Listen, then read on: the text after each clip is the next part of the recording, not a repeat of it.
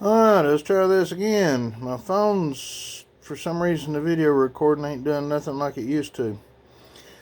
This is about an o.c.w test. You can look up o.c.w testing online. It'll pop up Dan Newberry's o.c.w test. It's actually a smart thing to do, but I've done it before years ago on a 243 I had. None of the shots come close. You want two of them to hit close in the same area, but it could have been because I had them in 3/10 of a grain increments instead of like the o.c.w test. Actually, there's like 6/10 of a grain between shots. Uh, I'm using the 139 grain Hornady boat tail soft point interlocks. Reason being, they was ones I got free when I bought my die set for the 280 Ackley from Hornady. And it looks like my phone's going to keep recording now, hopefully. I will show you this. This is the board that I used. This is a 60.1 grain, and this is a 60.7 grain. If you'll notice, this is my first shot. This is my starting charge, 60.1. This is my first shot, cold bore, clean barrel. The other two hit right here. Now, on this group, none of the other groups come close to hitting in the same vicinity. I did have a couple of groups that was fairly tight, but if you take this and you set it up there and you mark the center, the bullseye, and you poke the holes out where the bullet holes hit, then you turn around, because the first two I shot look like they're pretty close to the same point of impact, and that's what you're looking for. And then if you put that over top of that, then you can see right here's these two and right here's this one. Okay, well, if you uncover that, I colored them in red. There's them two bullet holes, and then there's that bullet hole right there. So they're saying pretty much 1, 2, 3, 4, 5 shots right here, and within just under an inch of each other. So the only thing I've done now, what you do is at 60.1 and 60.7, well, it's 6/10 of a grain in between. Well, you split the difference. You go with the 60.4s, dead center in the middle. The thought behind the o.c.w test and the way it works is once you do that and you figure out where you need to be at, then you load ammo back at that point to like 60.4, dead center in the middle. And then you can adjust your overall length on your bullet to get your group smaller, which under an inch at 100 yards, that's not bad. I'm happy with it, but I want it to be tighter. So I did adjust it in 10 thousandths, and I'm going to go shoot them here probably tomorrow. But this o.c.w test, that allows acceptance of different primers, possibly. Definitely allows you to shoot different. You can shoot mixed brass, and you get the same point of impact. Because even if you shoot the same brass, I got these nickel-plated Winchesters, 280 brass, loaded them with 175 grain ELDX blemish bullets that I bought from Midway, and loaded them in here with a mid-range charge for the 280 Remington, and fireformed my brass. Well, you weigh this brass, they don't all weigh the same. So if you do traditional load workup and you find an accurate tight group and you've weighed all your brass and everything, well, you're going to come out with a bunch of brass that you can't use because it weighs different. With the o.c.w test, you can use all your brass because by going in the middle, that allows you to have more powder, or less powder. So it eliminates the pressure surge of having a heavier piece of brass being thicker, less case capacity, or a lighter piece of brass having more case capacity or less pressure. You know what I'm saying? So it allows you to load different types of brass that you have around. Like I've got some Federal brass right here that was 280 Remington that I fired in. There's factory ammo, the Federal Fusion, and I ended up fire forming it, and it comes out, looking 280 Ackley. So I don't like, I used to weigh my brass, and then you'd have a pile of brass here, it weighs this much, a pile of brass here, it weighs this much, and you've got 10 pieces of brass or 15 that you can actually load and use. If you load these others with the same powder charge and everything you load this, you'll have a flyer. One go here, one go there, or you'll miss a target, or it hits, 6 inches off, and you're like, what in the world? And you're trying to figure out what's going on. Well, I don't like to have brass laying around I can't use. So I started, I've done that Dan Newberry test before, the o.c.w test. Didn't work out all that good, but I only had 3/10 of a grain powder increment in between each one instead of 6. So having 6 grains in between each one, and you work all the way up to your maximum. I started at 60.1, which was, I was trying to think, my velocity. I got it right here. 60.1 was average, was 3,047 foot per second. Now that's a 22-inch barrel with 139 grains, say 140 grain bullets, 139.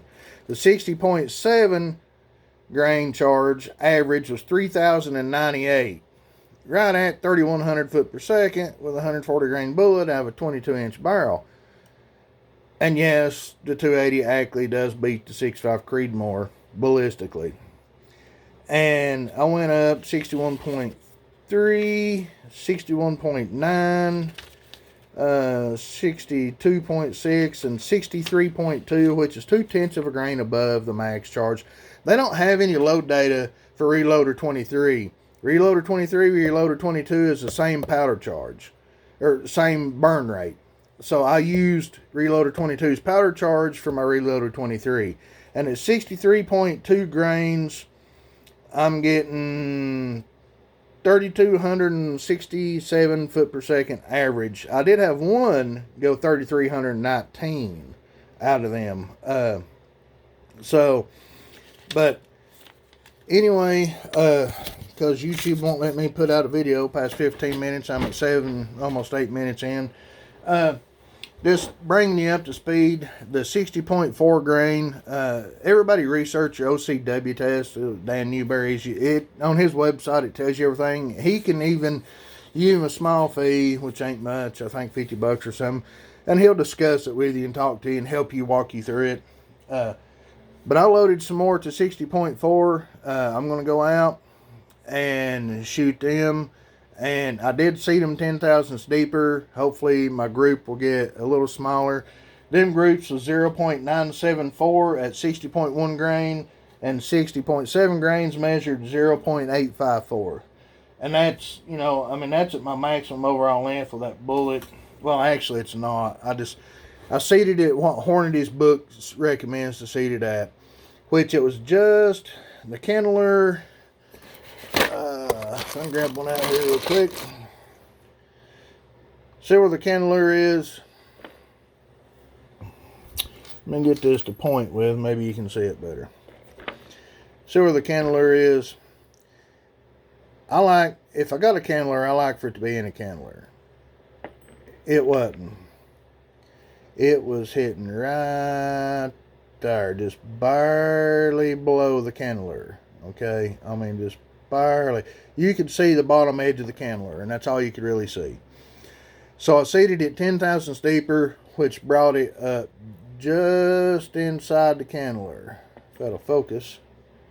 It brought it up just inside the Kindler, just barely in the edge of it in there, inside of it. When I crimped it, it pulled it down to so some of them's 12 thousandths shorter. But I sunk them in 10 thousandths. Hoping my groups do tighten up. If the groups don't tighten up, then I can pull it back out and I can seed them without it being in the Kindler. It's no big deal. I got the Hornady factory crimp die, which I absolutely love. Not Hornady, Lee. I'm sorry, Lee. Is a Lee factory crimp die, which I love. It works great. I got a lot of Hornady stuff out here. Actually just started using some Hornady stuff. I normally always use Lee, but I've started using some Hornady stuff. And I like the Hornady dies. They have more adjustments and stuff, but the Lee dies I've never had problems with. You set it up, you load, you're done. These you can kind of tinker and play with, but then you get into whether it's right or wrong, or whether you should be doing it or shouldn't be doing it. Where the Lees, you can set it and you load it, But anyway, let me show you. I did do now the stock was already camoed, but I did do camo on the gun, the barrel, and the action.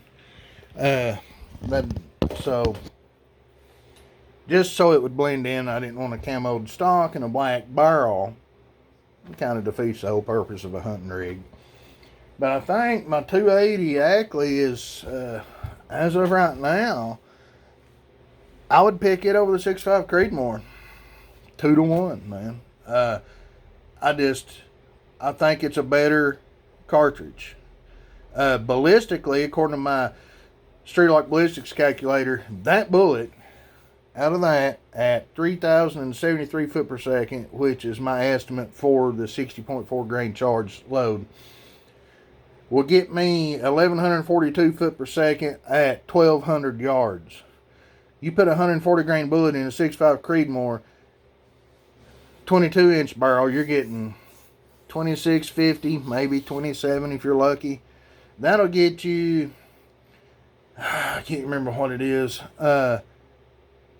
It's not that good though, and that's a higher ballistic coefficient bullet. So anyway, just wanted to give you a quick update. I've had back surgery. That's why I hadn't done a video in a while. Sorry about that. I am healing up. It's scabbing over and getting out and starting to move now. My doctor said he wants me to start getting out and moving some. So I went out the other day and shot that. Found them bottom 2 loads. And I don't have to have it running 3,400 foot per second. I want the bullet to do what it's supposed to do. Bullets, everybody wants the high speed bullets. I want it faster, I want it faster. That's good. Velocity does kill. Accuracy kills. But you have to have both. And you have to have the correct velocity for the bullet to do what it's supposed to do. If you take that bullet and you run it at 3,500 to 4,000 foot per second, it is not going to mushroom and penetrate like it would if it's running 2,800 or 3,000 foot per second. At them lower velocities, my cat Goober, he's got to come in and bother me while I'm making video. At them velocities, you have to keep in mind, you need to make the bullet perform. You need it to do what you want it to do. Sorry. So I used to be in the camp faster. Now I'm not. I'm still not in the camp. Well, I want it to go real slow. It'll pin. No, the bullet will underperform. You get it too fast, it'll overperform. If you know what I mean. You get a bullet. There's no piece of cake. You got to find the right velocity to make your bullet do what it's intended to do. And with that bullet, I don't see anything wrong with it. 3,200 to 2,800 in there, it'll be fine. But these are going to be running 3,000 estimate, 73. So it should, at 100 yards on whitetail deer, blackberry, shoot it in the head, something, it's going to perform pretty good. At longer range, 200-300 yards, which is probably the farthest, 400, probably the farthest I'd ever shoot an animal, it will perform just fine.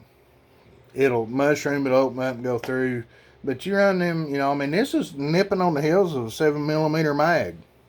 It's anywhere from 90 to 150 foot per second slower than a 7 mag with the same weight bullet. So, anyway, that's just my short video on o.c.w for the 280 Ackley. Give it an o.c.w a try. Try it out. It actually works as long as you don't put them in 0.3 of a grain increments. Thank you. See you later.